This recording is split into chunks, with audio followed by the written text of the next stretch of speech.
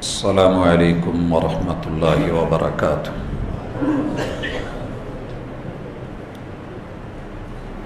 ان الحمد للہ نحمده ونستعینه ونستغفره ونعوذ باللہ من شرور انفسنا ومن سیئات اعمالنا، من يهده الله فلا مضل له ومن يضلل فلا هادي له، واشهد ان لا اله الا الله وحده لا شريك له، واشهد ان محمدا عبده ورسوله صلى الله عليه وسلم۔ اما بعد فان خير الحديث كتاب الله، وخير الهدي هدي محمد صلى الله عليه وسلم، وشر الأمور محدثاتها وكل محدثة بدعة وكل بدعة ضلالة وكل ضلالة في النار۔ أعوذ بالله السميع العليم من الشيطان الرجيم، رب اشرح لي صدري ويسر لي أمري واحلل عقدة من لساني يفقهوا قولي۔ احباب ذی وقار،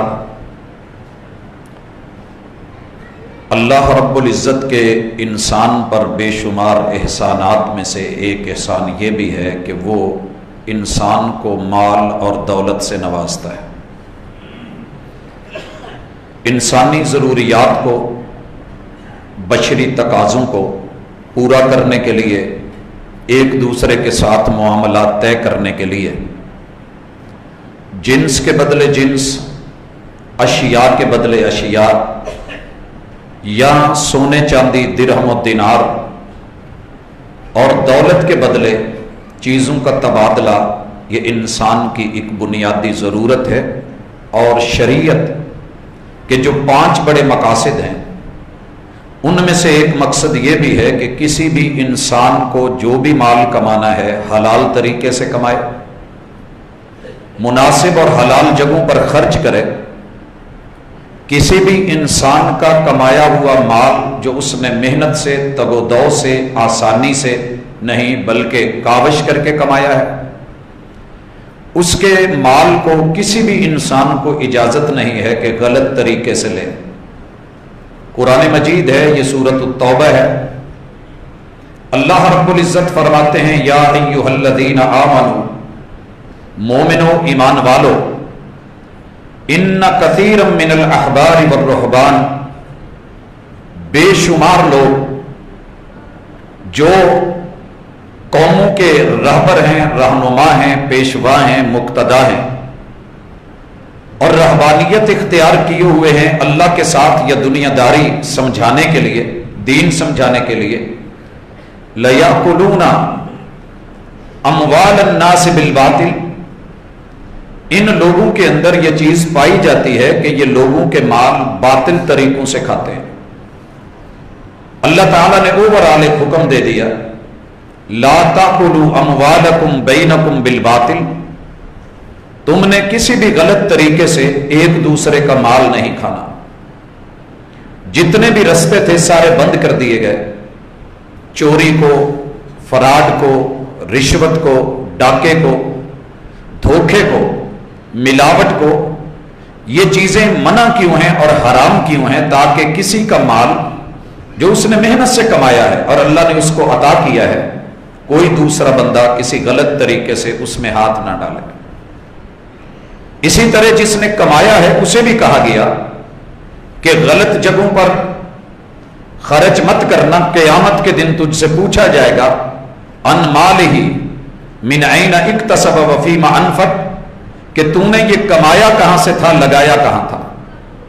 کمانے والے پر بھی ذمہ داری ہے، جہاں لگانا ہے اس کا بھی ادراک اور احساس ہے، اور کسی دوسرے کو بھی آپ کے مال میں، دولت میں انوالو نہیں ہونے دیا سوائے ایک جائز راستے کے۔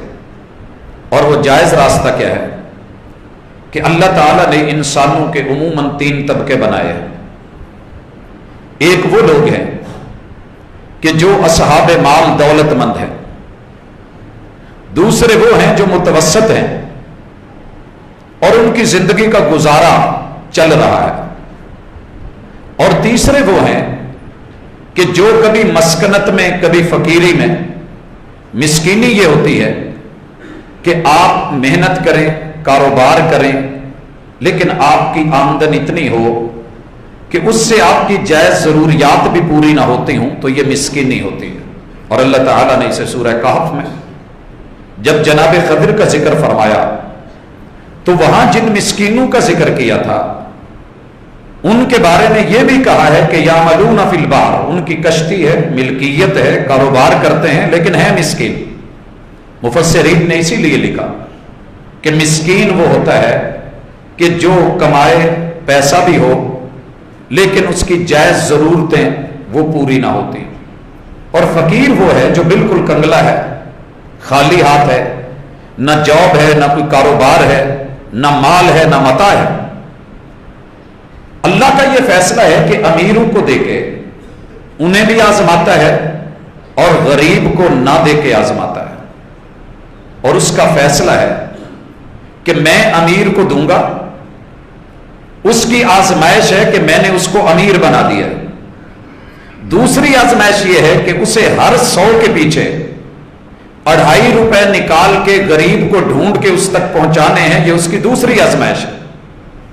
اور غریب کی آزمائش یہ ہے کہ وہ میرے شکوے نہیں کرے، شکر کرے، اور میں نے اسے جہاں رکھا ہے اس میں کوئی بہتری ہے. اگر اس کو امیر بنا دیا جاتا تو شاید اس کی حیثیت یا اس کی کیفیت کچھ اور ہوتی جو اس کے حق میں نہ ہوتی. دولت کو اللہ تعالیٰ نے دے کے جو جائز راستے رکھے ہیں، آج ہم ان کی تھوڑی تفصیل پڑھیں گے. اور کتاب اللہ میں لگ بھگ 30 جگہ ایسے مقامات ہیں جہاں مالک الملک ہمیں صرف یہی حکم دیتے ہیں کہ لوگوں تمہارے ذمہ نماز بھی ہے، زکوٰۃ بھی ہے.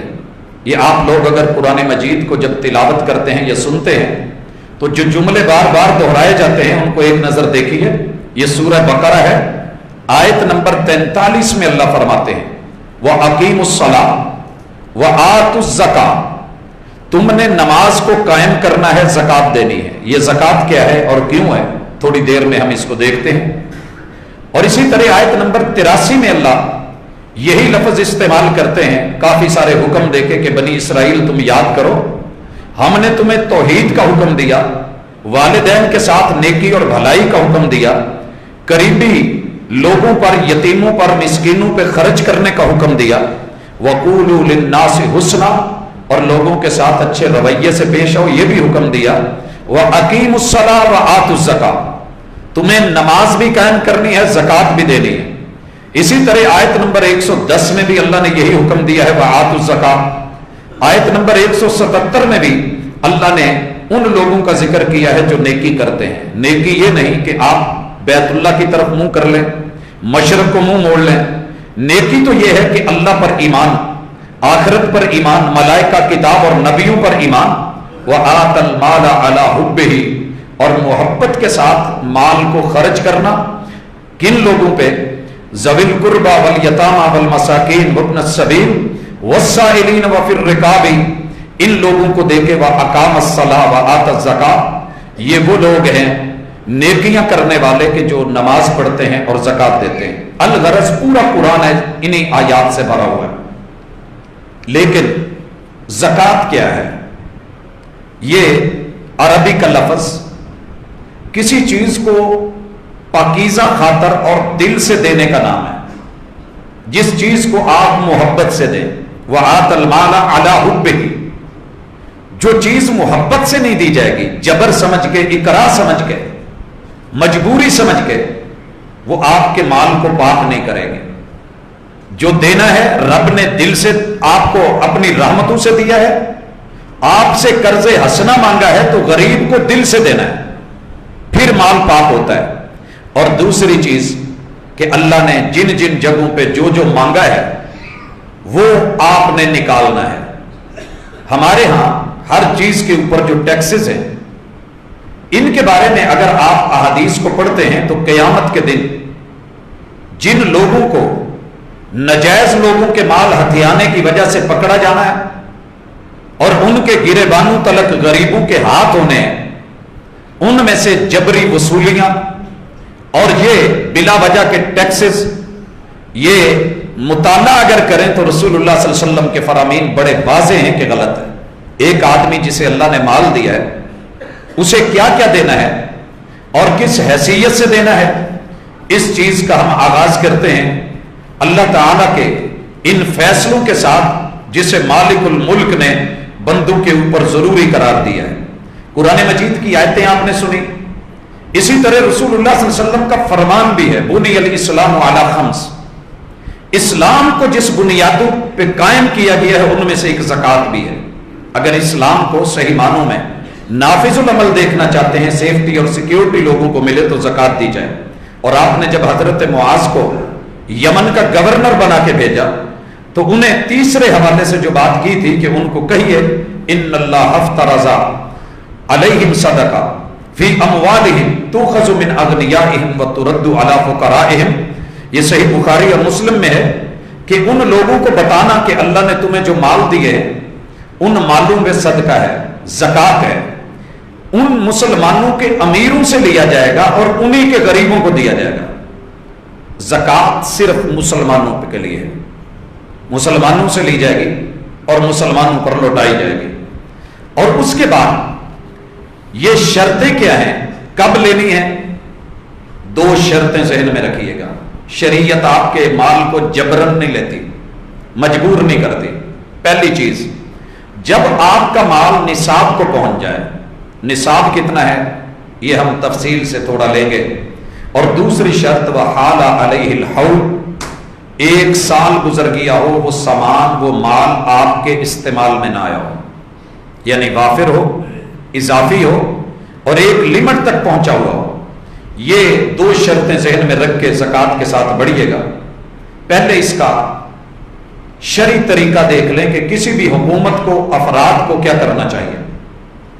نمبر 1، حکومت اپنی سرپرستی میں عاملین مقرر کرے گی جو زکوٰۃ کو کلیکٹ کریں گے، لیکن اس سے پہلے، کلیکشن سے پہلے جو ان کی ذمہ داری ہے کہ لوگوں کا جہاں مال ہے، مویشی ہیں، دولت ہیں، حساب ہیں، کھاتے ہیں، یہ کرندے وہاں جائیں گے، ان کا جائزہ لیں گے، ججمنٹ کریں گے، سروے کریں گے، اسٹیمیٹ لگائیں گے، تخمینہ لگا کے اس کی زکوٰۃ ان کو بتائیں گے کہ کتنی ہے اور پھر ان سے لیں گے۔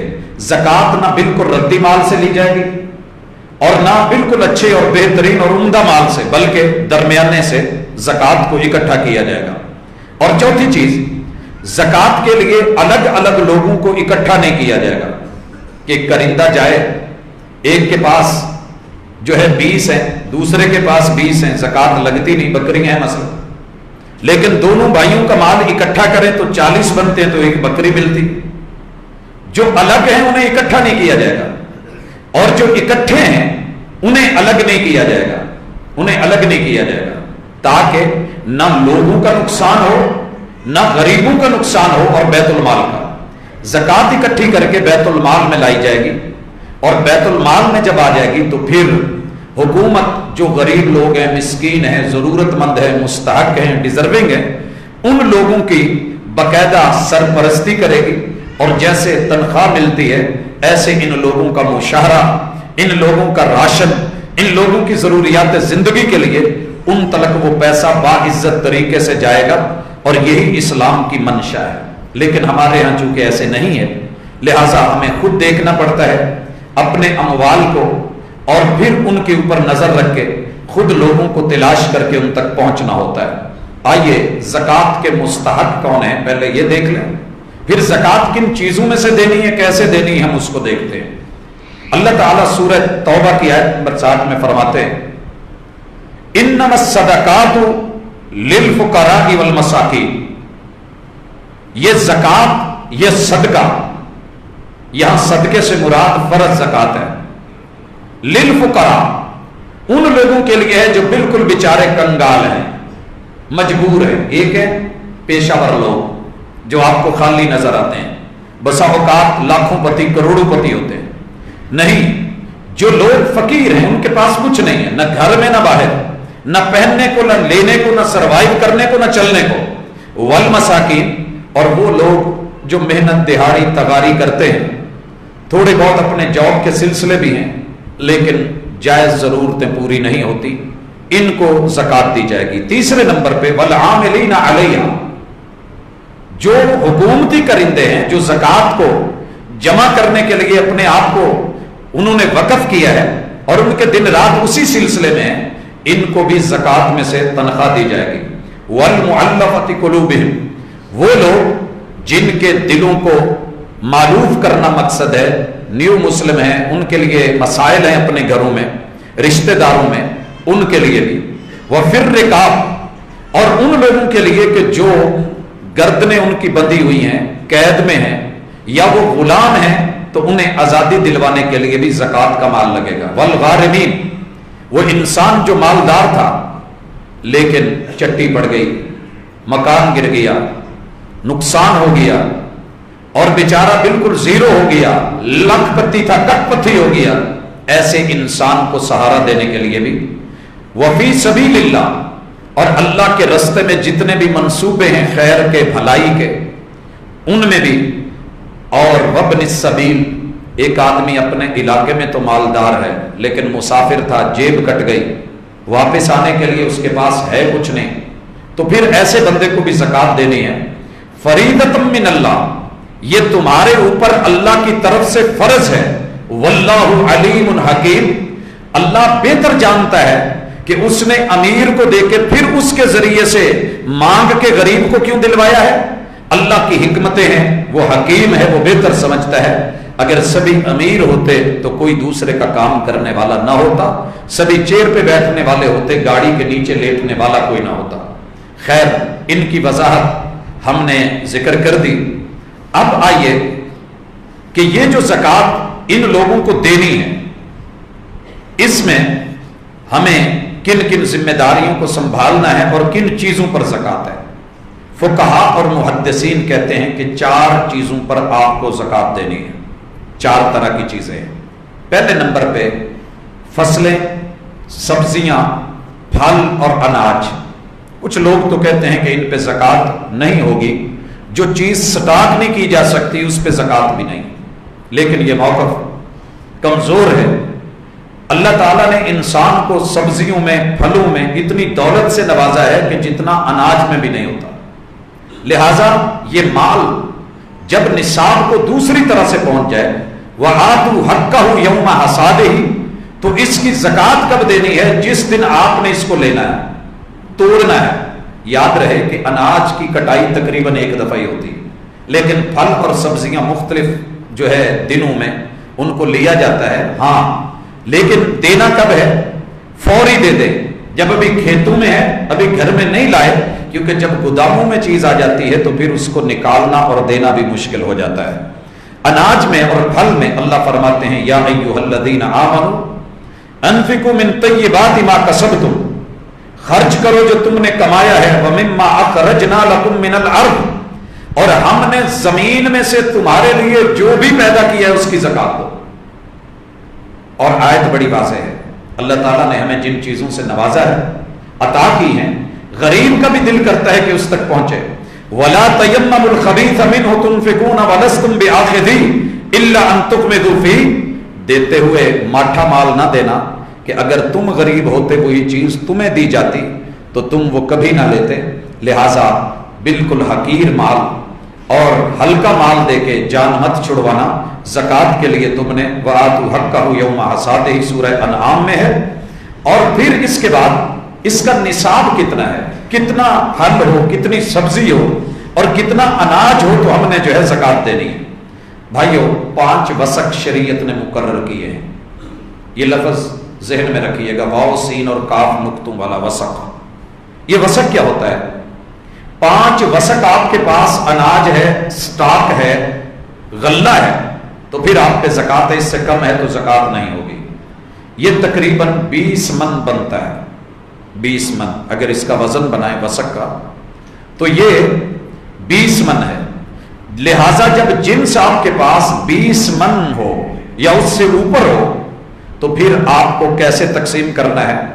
اگر بارانی زمین ہے، اس پہ آپ کا خرچ نہیں، محنت نہیں، پانی آسمان سے برسا ہے، تو پھر آپ نے عشر دینا ہے. یعنی 9 من اپنے پاس رکھتے جائیں گے، 10واں من دیتے جائیں گے. ہر 9 من کے بعد 10واں من آپ نے نکالنا ہے. کب؟ جب 20 سے اوپر ہو جائے. اگر 20 سے نیچے ہے تو پھر آپ پہ فرض ہی نہیں. کوئی ویسے دینا چاہتا ہے اس کی مرضی، لیکن فرض نہیں ہے.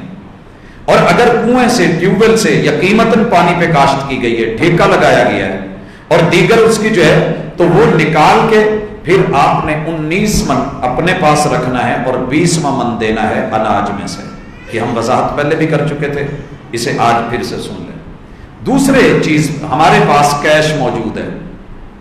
کیش جو ہمارے پاس ورق کی شکل میں ہے، یہ اصل میں رسید ہے سونے کی یا چاندی کی. چاندی کو لوگوں نے ختم کر دیا ہے. پہلے پیسے جو چلتے تھے وہ درہم یا دینار کی شکل میں تھے. درہم سونے کا ہوتا ہے نہیں، دینار سونے کا اور درہم چاندی کا. لہذا 2 چیزیں تھیں، یہ 2 ہی کرنسیاں مانی جاتی تھی.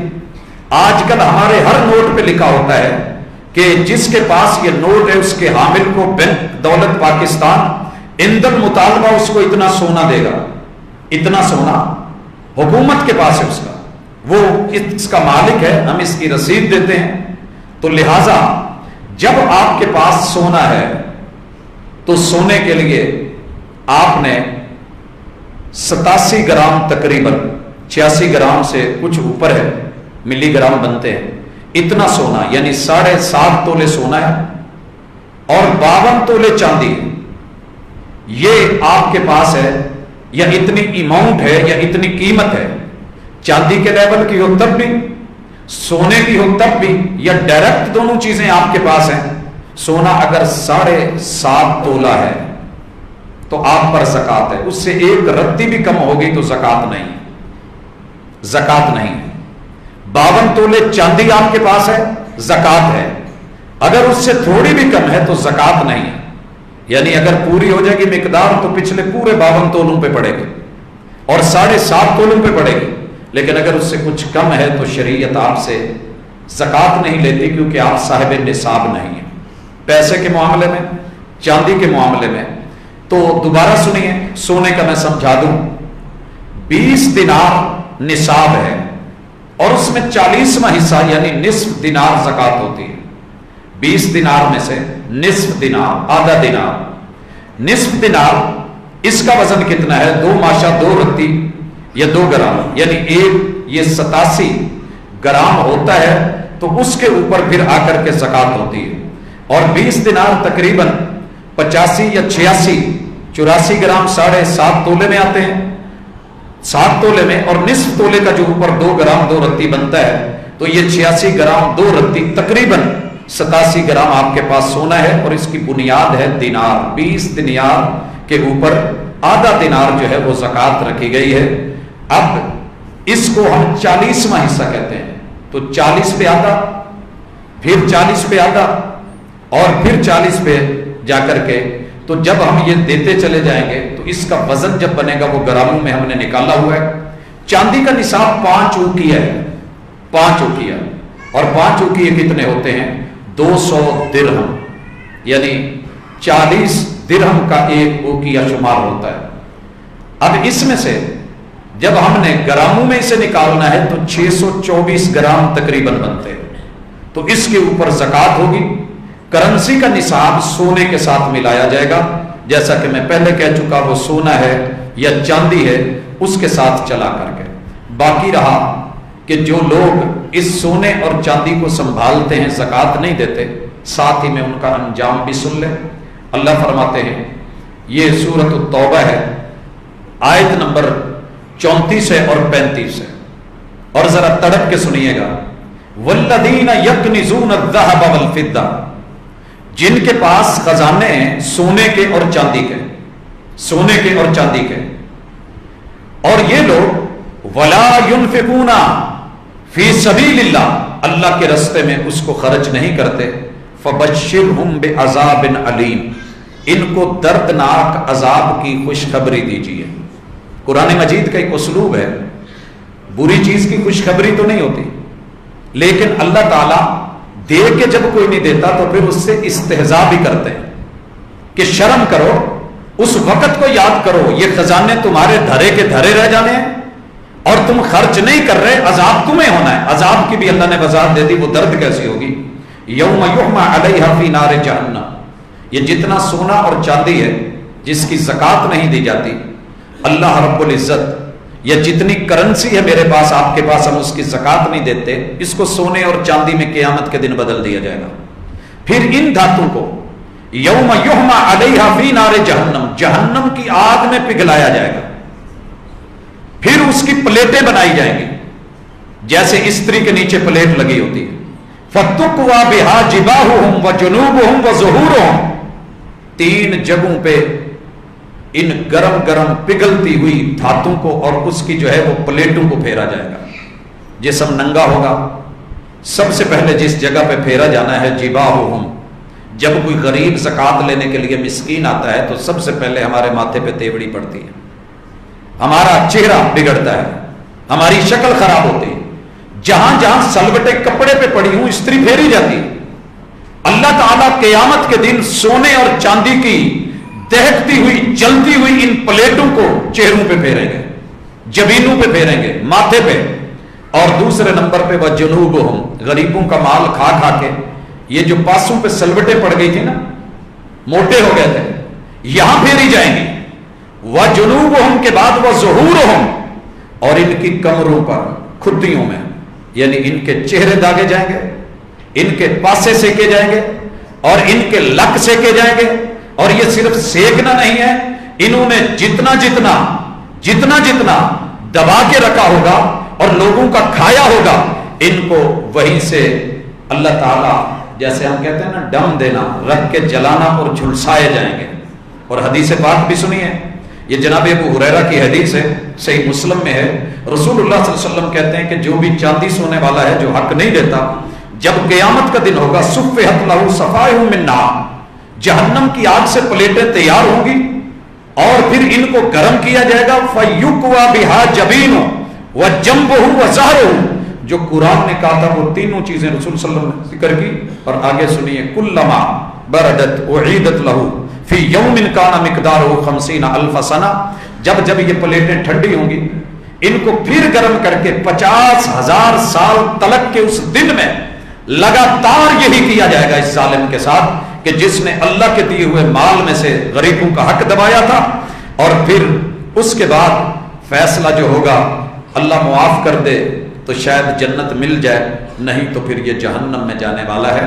اس کے بعد آئیے کرنسی کا، چاندی کا اور سونے کے نصاب کے بعد تجارتی اموال کی طرف بڑھتے ہیں۔ ہم جو ٹریڈ کرتے ہیں، بزنس کرتے ہیں، کاروبار کرتے ہیں، کماتے ہیں، اس میں آئیے پہلی چیز، جو مال، جو پیسہ، جو دولت یا جو جگہ یا جو زمین یا جو سواری ہم نے ذاتی استعمال کے لیے رکھی،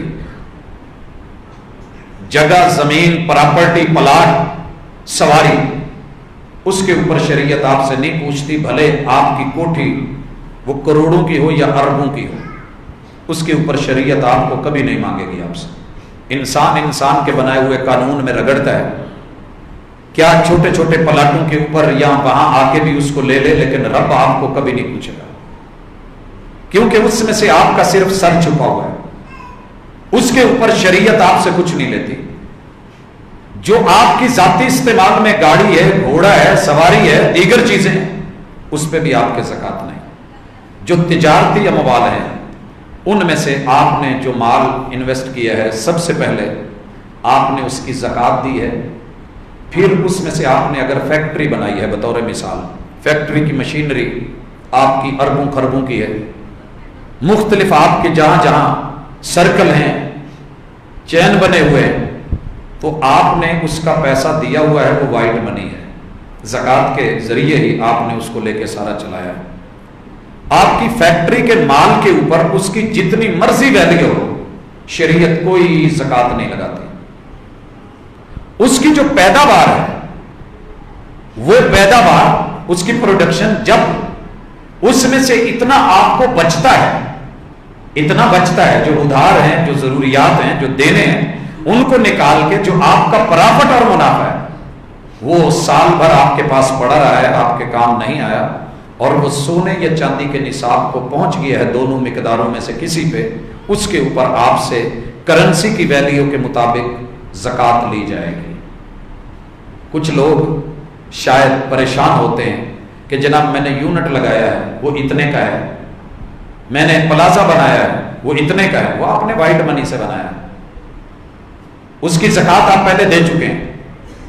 اب معاملہ یہ ہے کہ اس میں سے جو آپ کی آمدن ہے اس پہ آپ کے سالانہ زکات کی ریشو ہے, تجارتی اموال کے اندر میں سے اس کا نصاب.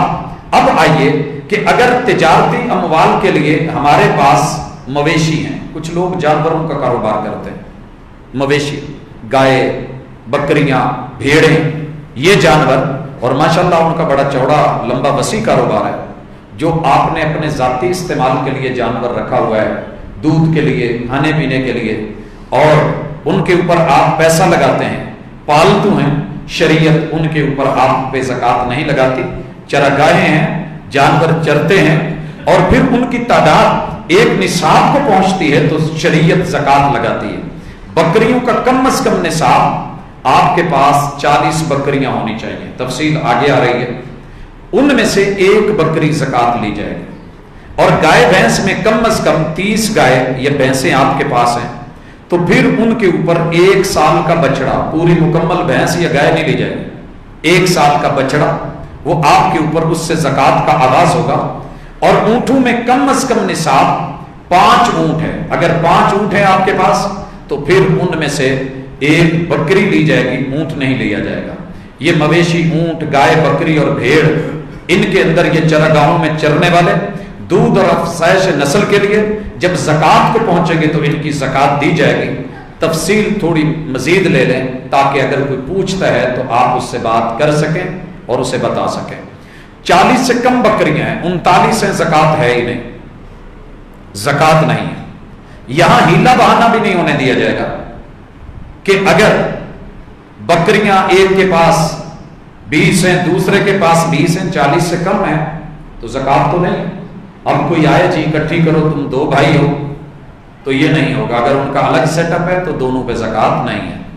اور اگر 40 کی مقدار کو ایک آدمی کی بکریاں یا دونوں کا ریوڑ پہلے ہی اکٹھا تھا تو پھر ان پہ زکات دی جائے گی. یہ نہیں کہ زکات کے دنوں میں وہ الگ کر لیں پھر اکٹھے ہو جائیں. نہ غریب کو دھوکا اور نہ اللہ کو نہ اپنے آپ کو. 40 سے لے کے 120 بکریاں اگر ہیں تو آپ پہ زکات 1 بکری ہے. 40 سے لے کے 120 تک. 120 سے بکری اگر بڑھ گئی یعنی 40 سے کم میں زکات ہی نہیں. 120 تک جانور چلے گئے ہیں تو اب 200 تلک آپ کو 2 بکریاں دینی ہیں, اور 201 سے لے کے 300 تلک 3. آپ کہیں گے کہ میں ایسے ہی بیان کر رہا ہوں, نہیں, یہ لوگ موجود ہیں, اتنے جانور رکھتے ہیں اور الحمدللہ کاروبار ہوتے ہیں. اور اگر 300 سے زائد ہو جائیں تو پھر ہر 100 پر 1 بکری. یہ صحیح بخاری میں حضرت انس کی کتاب الزکات میں روایت ہے. گائے اور بھینس کا معاملہ 30 سے کم ہوں تو زکات نہیں ہے, نصاب ہی نہیں بنتا. 30 گایوں پر اگر وہ ہو جاتی ہیں 1 سال کا بچڑا یا بچڑی, اور 40 گایوں پہ 2 سال کا بچڑا یا بچڑی, اگر 60 ہو جاتے ہیں تو پھر 2 بچڑے یا بچڑیاں جو دوسرے سال میں ہوں, اور 60 سے زائد پہ ہر 30 کے اضافے کے ساتھ 1 سال کا بچڑا, اور یوں ہر 40 کے اضافے پہ 2 سال کا بچڑا. یہ بھی صحیح بخاری میں تعیین کر دی گئی ہے اور محمد رسول صلی اللہ علیہ وسلم نے وضاحت کر دی ہے. ہمارے پاس الحمدللہ اونٹوں کا کاروبار لوگوں میں بہت زیادہ ہے اور یہ مہنگے بھی ہوتے ہیں. ان کے اوپر بھی زکات, بڑے سارے لوگ غافل ہیں, رکھے ہوئے ہیں, پتہ ہی نہیں, کروڑوں کی پراپرٹی ہوتی ہے ان کی اور پیسہ ہوتا ہے, لیکن زکات نکالتے ہوئے گھبراتے ہیں. شریعت 5 اونٹوں سے کم پہ زکات لیتی ہی نہیں. اگر 5 سے لے کے 24 تک ہیں تو ہر 5 اونٹوں پہ آپ کو 1 بکری دینی ہوگی. اور اگر 25 سے 35 تک ہیں تو پھر 1 سال کی اونٹنی, اور 36 سے لے کے 45 تک ہیں تو 2 برس کی اونٹنی, 46 سے لے کے 60 تک چلے جاتے ہیں تو 3 برس کی اونٹنی, 61 سے لے کے 75 تلک 4 سال کی اونٹنی، اور 76 سے 90 تلک 2 برس کی 2 اونٹنیاں، اور 91 سے لے کے 120 تلک 3 برس کی 2 اونٹنیاں، اور 120 سے ہر 40 پر جیسے جیسے تعداد بڑھتی چلی جائے گی 2 برس کی اونٹنی، اور ہر 50 پر 3 سال کی اونٹنی۔ یہ بھی صحیح بخاری میں کتاب الزکوٰۃ کے اندر حضرت انس سے مروی۔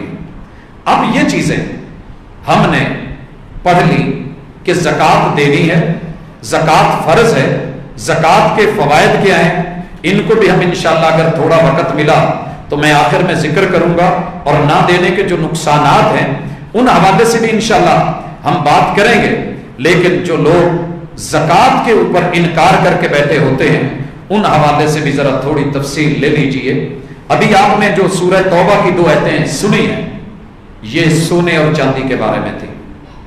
اب آئیے ان لوگوں کا بھی حال پتہ کیجئے جن کے پاس جانور ہیں اور وہ اس کی زکوٰۃ نہیں دیتے۔ پہلے اونٹوں کی خبر لیجئے۔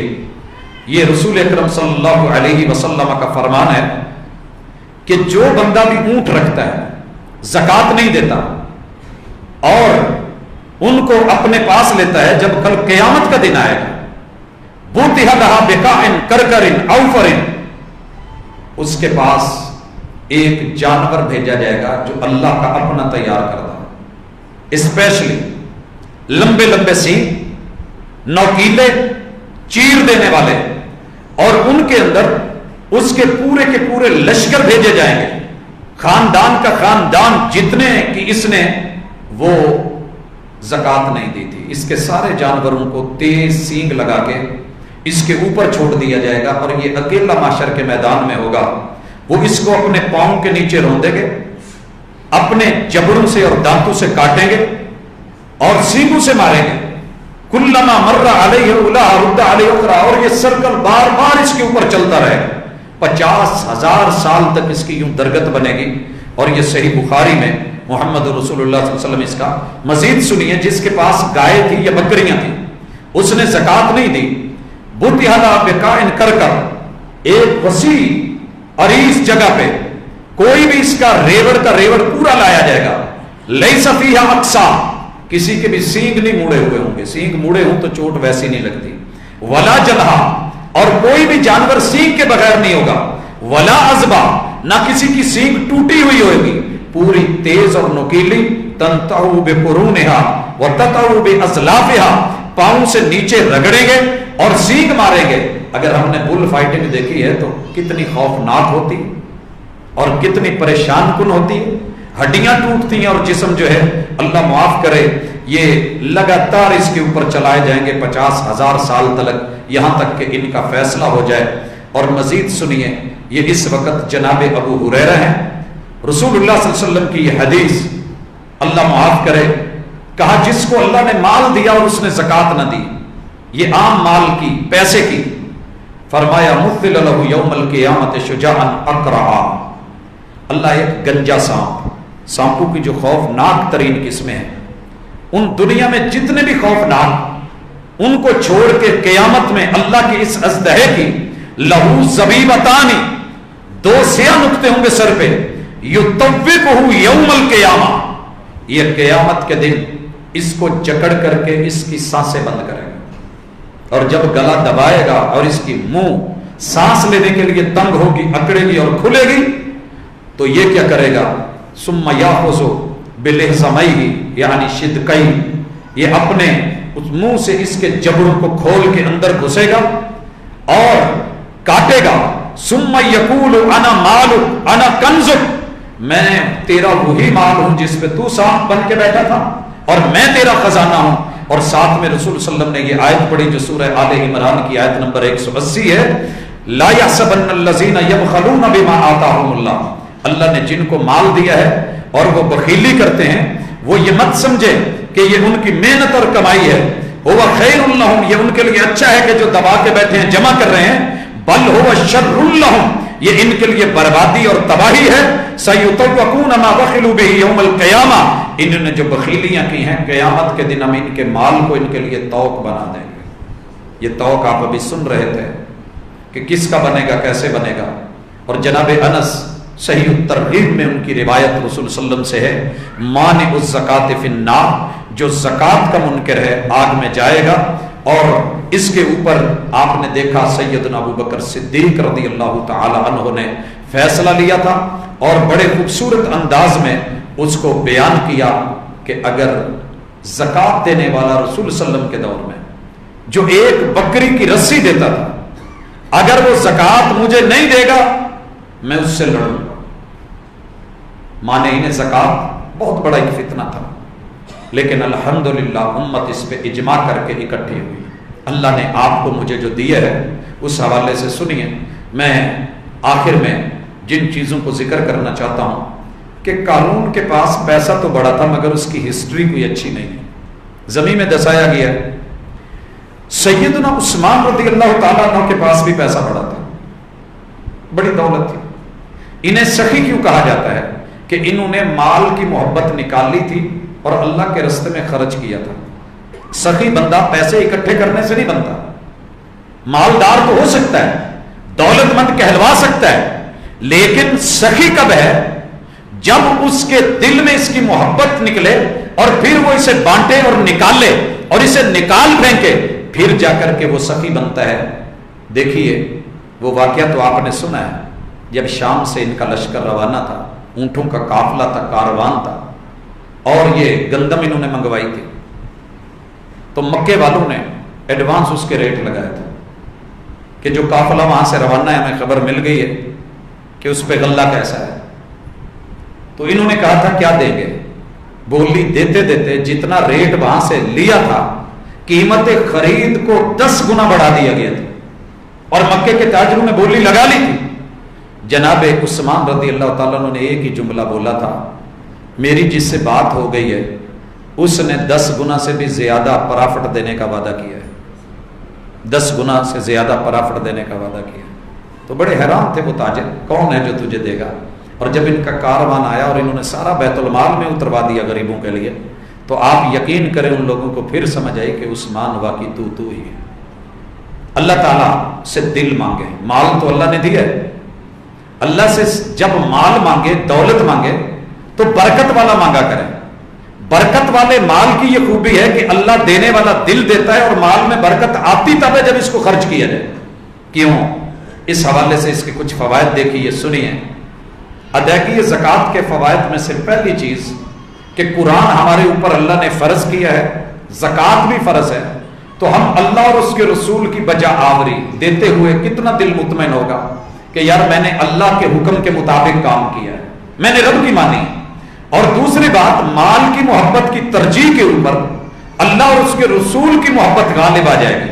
زکوٰۃ دینے والا منعم کا شکر گزار ہوتا ہے۔ اور چوتھے نمبر پہ مال میں زیادتی کا سبب ہے زکوٰۃ، لَإِن شَكَرْتُمْ لَأَزِيدَنَّكُمْ، یہ شکریہ کرے گا اللہ کا، اللہ تو نے دیا ہے، تو نے مانگا ہے، میں دے رہا ہوں، اللہ اور زیادہ دے گا۔ یہ اضافہ آسمان سے گارنٹیڈ ہے، کتنا؟ کبھی برابر، کبھی 2 گنا، کبھی 7 گنا، کبھی 10 گنا، کبھی 100 گنا سے آگے 700 گنا، یا اس سے بھی زیادہ کی صورت میں بغیر حساب اللہ تعالیٰ نے یہ عطا کرنا ہے، اور یہ وعدے خود اللہ نے کیے ہیں۔ اور چھٹے نمبر پہ ادائیگی زکوٰۃ آخرت کے لیے بہترین انویسٹ کرنا ہے۔ قرآن کہتا ہے وَلْتَنْظُرْ نَفْسٌ مَا قَدَّمَتْ لِغَدٍ، تو نے کل کے لیے کیا بھیجا ہے وہ دے۔ اور اس کا بہترین طریقہ ہے کہ جو 8 ذمہ دار ہیں، ڈیزرونگ ہیں، حقدار ہیں، ضرورت مند ہیں، وہاں تک اسے پہنچایا جائے۔ اور 7ویں خوبی کہ اس سے مال میں خیر و برکت ہوتی ہے، وہ نقصان سے محفوظ رہتا ہے۔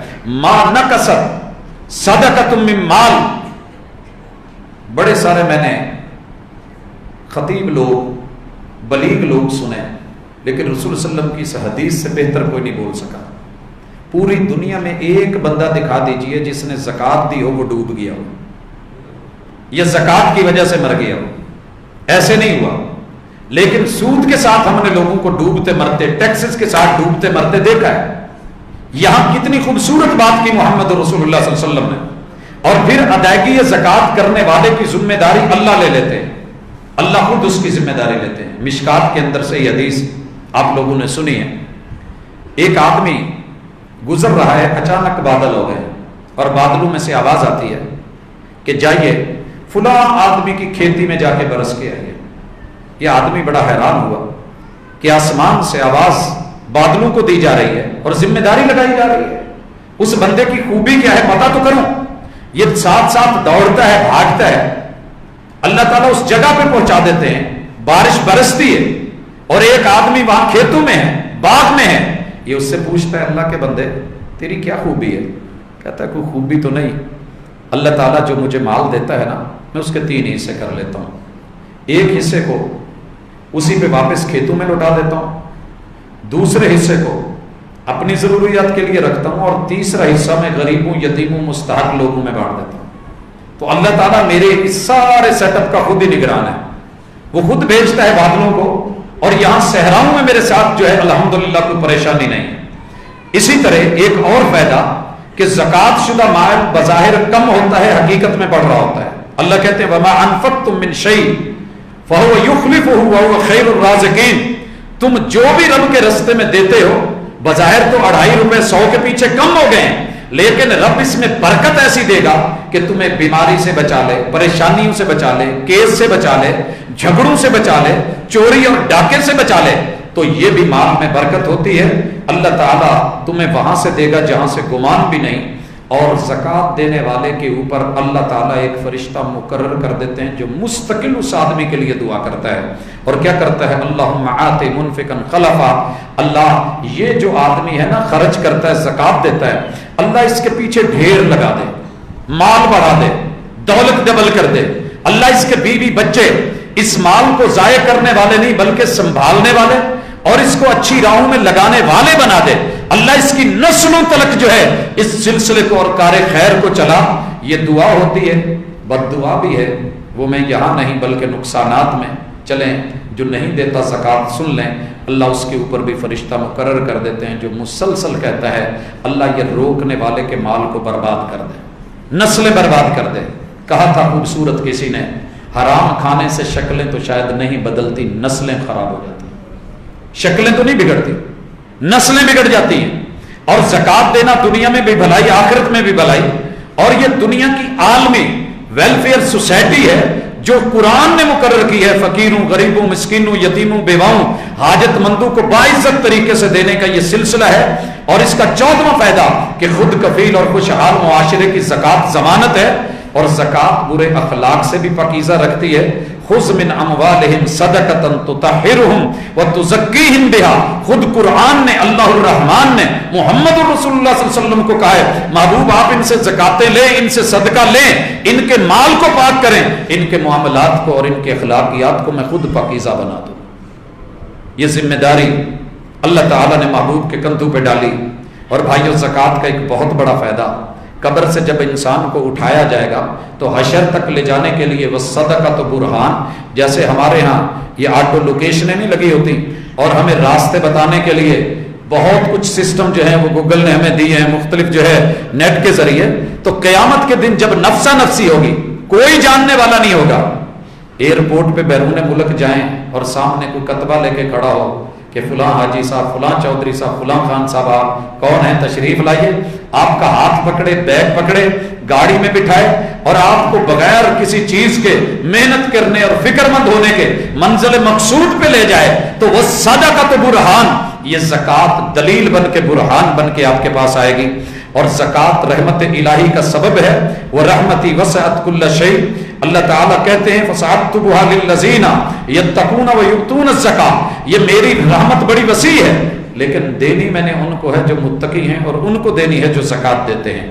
اور زکوٰۃ والا قیامت کے دن اس پہ کوئی خوف نہیں ہوگا، کوئی غم نہیں ہوگا. ان الذین آمنوا وعملوا الصالحات واقاموا الصلاۃ وآتوا الزکاۃ لہم اجرہم عند ربہم ولا خوف علیہم ولا یحزنون. ان کے اوپر کوئی ڈر نہیں ہوگا، کوئی خوف نہیں، کوئی حزن و ملال نہیں، کوئی پریشانی نہیں. اور اسی طرح زکوٰۃ دینے والا قیامت کو اپنے اجر کے ڈھیر دیکھ کے خوش ہوگا. مثل الذین ينفقون اموالهم فی سبیل اللہ کمثل حبۃ انبتت سبع سنابل فی کل سنبلۃ مئۃ حبۃ. اللہ یہ ذکر کر کے کہتے ہیں واللہ یضاعف لمن یشاء. قیامت کا دن دنیا کے اندر بھی اس انسان کو جیسے ایک بیج بونے کے اوپر ایک پودا اگتا ہے، اس میں 7 8 10 چھلیاں لگتی ہیں، بھٹے لگتے ہیں، اور ان ایک کے اندر سینکڑوں دانے ہوتے ہیں، جو رب ایک دانے کو اتنے دانوں میں بدلتا ہے، تیرے دیے ہوئے اس مال کو رب اتنا وسیع کر دے گا، اور زکات دینے والا قیامت کو عرش کے سائے میں ہوگا۔ وَرَجُلٌ تَصَدَّقَ بِيَمِينِهِ فَأَخْفَاهَا حَتَّى لَا تَعْلَمَ شِمَالُهُ، اس بندے نے جو خرچ کیا تھا نا، اس کا بایاں ہاتھ جانتا ہی نہیں جو دائیں ہاتھ نے دیا تھا، صحیح بخاری میں۔ اور زکات آخرت کی کامیابی ہے، اللہ تعالیٰ نے خود کہا ہے الَّذِينَ يُقِيمُونَ الصَّلَاةَ وَيُؤْتُونَ الزَّكَاةَ وَهُمْ بِالْآخِرَةِ هُمْ يُوقِنُونَ أُولَٰئِكَ عَلَىٰ هُدًى مِّن رَّبِّهِمْ وَأُولَٰئِكَ هُمُ الْمُفْلِحُونَ کی گارنٹیاں انہی لوگوں کو ملی ہیں۔ اللہ کرے کہ ہم زکات دینے والے، اور اس کے نقصانات بھی ہیں کافی سارے، تو میں وقت بھی پورا ہو رہا ہے، کبھی موقع ملا تو ذکر کر دیں گے۔ جتنے فوائد ہیں ان کو الٹ لیجئے، یہ نقصانات میں بھی تحویل ہو جاتے ہیں۔ تو اللہ رب العزت سے دلی دعا کرتے ہیں کہ اللہ ہم سب کو اپنی رحمتوں سے اتنا نواز کہ ہم اس سے باغی یا قارون نہ بنے، بلکہ دینے والا دل دے، برکتیں دے، رحمتوں کا نزول فرما۔ اور الہ العالمین ہمارے امیر اگر امارت دی ہے تو ان کو غریبوں کی وجہ سے نہ پکڑ۔ قیامت کے دن 50,000 سال کا دن، اور آپ کو پتہ ہے کہ جنت میں غریب پہلے جائے گا، اور کتنے 100 سال پہلے، 500 سال پہلے حضرت عبد الرحمن بن عوف اسی لیے رو رہے تھے، مالدار تھے، مدینے کے بڑے امیر تھے، آنسو بہ رہے ہیں۔ صحابہ نے پوچھ لیا آپ تو عشرہ مبشرہ میں سے ہیں، جنت کی خوشخبریاں ملی ہیں، آپ پریشان کیوں ہیں؟ حضرات اللہ اکبر، حضرت عبد الرحمن بن عوف جب مدینے میں آئے تھے ہجرت کر کے، ان بیچاروں کے پاس پنیر کی 1.5 کلو کی تھوڑی سی معمولی سی پوٹلی ہوگی، جس کو کھاتے پیتے بھی آئے، اور یہاں انہوں نے بیچ کے اپنا کام شروع کیا تھا۔ جب وفات ہونے لگی تو وجہ پوچھی گئی تو کہنے لگے کہ جب آیا تھا تو مجھے وہ وقت بھی یاد ہے جب میں نے سارا کاروبار مکے میں چھوڑا تھا، اللہ نے پھر میرے یہ ہاتھ کو پکڑا، رحمت سے نوازا، آج مجھے میرے مال کے حساب کا ہی پتہ نہیں، مجھے اپنے کھاتوں کا پتہ نہیں دولت کتنی ہے۔ تو کہا پھر رو کیوں رہے ہو، تم تو زکات دینے لگے۔ کہتے ہیں بس محبوب کا ایک فرمان یاد آ رہا ہے کہ غریب آدمی جنت میں جتنا حصہ، مال تھوڑا ہوگا حساب کتاب بھی اتنا ہی، تو جنت میں پہلے بھیج دیے جائیں گے، بڑے بڑے مال دولت والے روکے جائیں گے اور کہا جائے گا کہ اپنے حساب کتاب نمٹاؤ۔ تو مجھے اس بات سے خوف آ رہا ہے، اس لیے رو رو کے داڑھی بھیگ رہی ہے۔ تو بھائیو، اللہ تعالیٰ جتنا بھی دے، جس حال میں رکھے اس پہ خوش ہونا بھی سیکھیے، شکووں کی بجائے شکر کیجئے۔ اللہ نے غربت دی ہے تو انشاءاللہ العزیز وہ یہ دن بھی ٹالے گا، اور امیروں کو اپنے قرب و جوار، اپنے علاقے، اپنے خطے، ان کے اوپر نظر رکھنی چاہیے۔ اور زکوٰۃ کے مال، کچھ بڑے اچھے لوگ ہیں جن کو ہم نے دیکھا ہے کئی کے دن اپنی دکانیں بند رکھ کے، مارکیٹیں بند رکھ کے پورا حساب و کتاب لے رہے ہوتے ہیں کہ پچھلے سال میرے پاس کتنا سٹاک تھا، کتنا پیسہ تھا، کتنے کی زکوٰۃ ہو گئی ہے، اس سال سٹاک کتنا ہے، ادھار کتنا ہے، میں نے دینا کتنا ہے، لینا کتنا ہے، سب کچھ کر کے پرافٹ کتنا ہے، پھر اس کی زکوٰۃ غریبوں تک پہنچاتے ہیں۔ یہی کرنا چاہیے، بھلے وہ کریانہ ہو، کپڑا ہو یا کوئی دوسرا سیٹ اپ ہو۔ تو سالانہ اللہ تعالیٰ نے ہمارے اوپر یہ ذمہ داری رکھی ہے، رمضان جیسا مبارک مہینہ ہے، اللہ تعالیٰ اس میں ہمارے یہ معاملات کی اصلاح بھی فرمائے اور ہمیں کسی بڑے نقصان سے محفوظ فرمائے، دنیا میں قبر نشر حشر میں آسانیاں فرمائے۔ وما توفیقی الا باللہ۔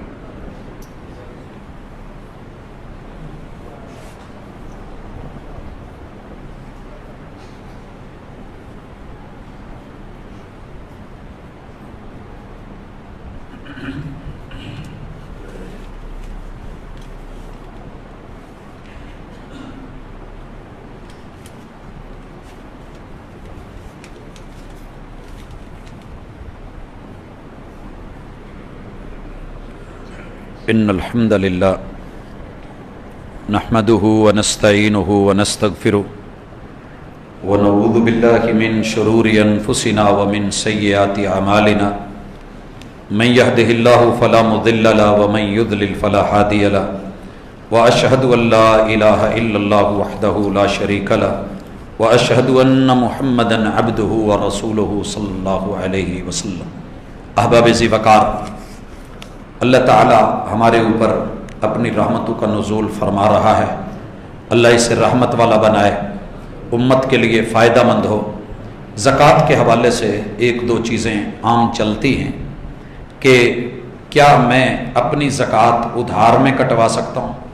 ایک شخص سے میں نے ادھار لینا ہے، تو یہ ہیلے ہیں، بہانے ہیں، بچیے، تو ہم اپنی زکوٰۃ کو دیے ہوئے ادھار میں گارنٹیڈ بنا رہے ہیں۔ ایسے نہیں ہے، جس بندے کو ادھار دیا ہے اس کا معاملہ ادھار کے ساتھ ہی رکھیے، باقی چیزوں میں زکوٰۃ رکھیے، جب اللہ تعالیٰ اس کو توفیق دے گا، وہ دے دے گا، تو پھر آپ اس میں سے اپنی زکوٰۃ نکالیے گا۔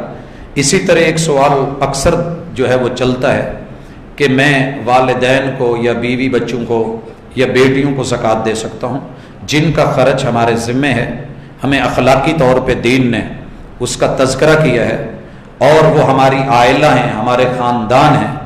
ابدا بمن تعول، آغاز انہی سے ہوگا۔ اس میں ذی القربیٰ کا جو ذکر آیا ہے اسی لیے آیا ہے، ہمارے وہ قریبی جن کے اوپر خرچ کرنا ہمارے ذمے نہیں ہے مگر وہ غریب ہیں، اگر وہ طیب نفس سے خوشی سے اس کو قبول کرتے ہیں تو ان کو زکوٰۃ میں ابتدائی مرحلوں میں یا ترجیحاً رکھنا ضروری ہے۔ لیکن اگر بیوی جو ہے یا شوہر کا معاملہ ذکر آتا ہے تو شوہر کے ذمے ہے نان نفقہ، لیکن اگر حالات اللہ نہ کرے ایسے ہیں اور بیوی کے پاس اس کی پراپرٹی ہے، سارا کچھ ہے، وہ کرتی ہے، تو اس کے اندر کوئی حرج نہیں، اپنے خاندان کو چلانا اور نبھانا۔ باقی رہ گئے والدین، ان کے اوپر خرچ کرنا ہمارے ذمہ پہلا فرض ہے، زکوٰۃ کی مد میں یہ لوگ نہیں آتے۔ باقی رشتہ دار جیسے بیٹیاں ہیں، اگر کوئی غریب ہے یا کوئی اس کا معاملہ ہے تو جب تک ہمارے ساتھ ہے ہمارے اوپر خرچ کرنا ضروری ہے، لیکن اگر کوئی ایسا معاملہ بن گیا ہے، ان کے ساتھ غربت کی دنیا میں ہے، تو شریعت ان کے ساتھ تعاون کا دست شفقت بڑھاتی ہے۔ کیا رخسار گالوں سے اور گردن سے بال لینا، خصوصاً داڑھی کے، تو ہماری جماعت کے بہت سے علماء کرام نے شروع کر دی ہے۔ جی، یہ دین اور شریعت عالم کے عمل کا نام نہیں ہوتا، میں ہوں یا کوئی بھی ہو، کبھی بھی کسی کے عمل یا بد عملی کو نہیں دیکھا جائے گا، وہ کتاب و سنت اور دلیل اور رسول صلی اللہ علیہ وسلم کی سیرت کا نام ہوتا ہے۔ حضرت عبداللہ بن عمر سے جو روایت ملتی ہے کہ انہوں نے عمرے کے موقع پہ اپنی داڑھی کٹوائی تھی، ہمارے پاس آج تک اس کی کوئی دلیل نہیں آ سکی، لہٰذا ابن عمر یا کسی صحابی کا فعل دلیل نہیں، اسے کام کرنے کے لیے خود رسول اللہ صلی اللہ علیہ وسلم کے قول، فعل یا عمل سے دلیل چاہیے ہوتی۔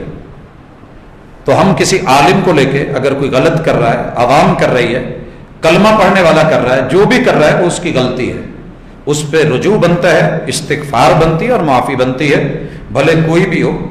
اس کے ساتھ ایک اور سوال ہے کہ امام وطر کی جماعت میں قنوت وطر جب پڑھتا ہے تو کیا پڑھے گا؟ اللہم اہدنا یا اللہم اہدنی؟ بھائیو، جو لفظ رسول صلی اللہ علیہ وسلم سے جیسے ملتے ہیں ویسے ہی پڑھے جائیں گے، کیونکہ مقتدیوں نے بھی اپنی پڑھنی ہے، امام نے بھی پڑھنی ہے، تو اللہم اہدنی فی من ہدیت وعافنی فی من عافیت سارے یہی پڑھیں گے۔ باقی رہ گیا کہ جی مقتدی، وہ امام برا ہے جو مقتدیوں کو دعا میں شامل نہیں کرتا، تو سارے دعا میں شامل ہیں، سارے مل کے کر رہے ہیں، یہ کس نے کہا ہے کہ شامل نہیں؟ اس کی دلیل، آپ نماز میں تشہد میں ایک دعا پڑھتے ہو، رب جعلنی مقیم الصلاۃ ومن ذریتی، ربنا، غور کیجئے، شروع میں کیا پڑھتے ہیں ہم؟ رب جعلنی، ربی، ربی اے میرے رب، مفرد کا ہم یہاں سے گلا رہے، ربی، ربی جعلنی مقیم الصلاۃ ومن ذریتی، ربنا، قرآن جہاں ربنا لے کے آیا ہے ہم ربنا پڑھتے ہیں، یہ نہیں کہ لوگ میرے ساتھ ہیں اور میں دعا کر رہا ہوں تو میں رب جعلنی کی بجائے کہوں ربنا جعلنا، نہیں، جیسے آیا ہے ویسے پڑھا جائے گا اور اسی میں خیر ہوتی ہے۔ ایک صحابی نے رسول اللہ صلی اللہ علیہ وسلم کے صرف لفظ رسول کی جگہ لفظ نبی بدلا تھا تو آپ نے وہ بھی نہیں بدلنے دیا تھا۔ تو جہاں ہمارے پاس واضح الفاظ ہے اسے ویسے پڑھا جائے گا، قبول اللہ نے کرنا ہے۔ کچھ لوگوں نے دعا کا کہا ہے، میری اپنی والدہ شدید ترین علیل ہیں، اللہ ان کے ساتھ نرمی کا، رحمت کا اور شفا کا معاملہ فرمائے۔ اسی طرح ایک بھائی حبیب الرحمان کی والدہ بھی شدید بیمار ہیں، انہوں نے بھی دعا کا کہا ہے۔ ایک اور چٹ آئی ہے کہ دعا کرنا کہ ہماری اللہ ساری پریشانیاں دور کرے۔ اللہ جس بھائی نے یہ چٹ بھیجی ہے یا بہن نے، ان کے گھر کی تمام پریشانیاں دور فرما، اور اللہ جنہوں نے نہیں کہا ہے ہم سب پریشانیوں میں ہیں، اللہ ہمارے لیے آسانیاں فرما، اور اللہ ملک پاکستان کی حفاظت فرما، ہمارے اعمال سے ہی کرتا کہ حکمران اپنے رویے ہمارے ساتھ ٹھیک رکھ سکیں، اور الہ العالمین جتنے بھی گناہ ہیں ان کو معاف کر دے، اور ہمارے جتنے بھی عمل ہیں چھوٹے موٹے اللہ ان کو قبول فرما۔ سبحانک اللہم و بحمدک اشہد ان لا الہ الا انت استغفرک و اتوب الیک۔ ہمارا آج کا تعاون انتہائی ضرورت مند لوگ جو سفید پوش ہیں ان کے ساتھ جانا ہے۔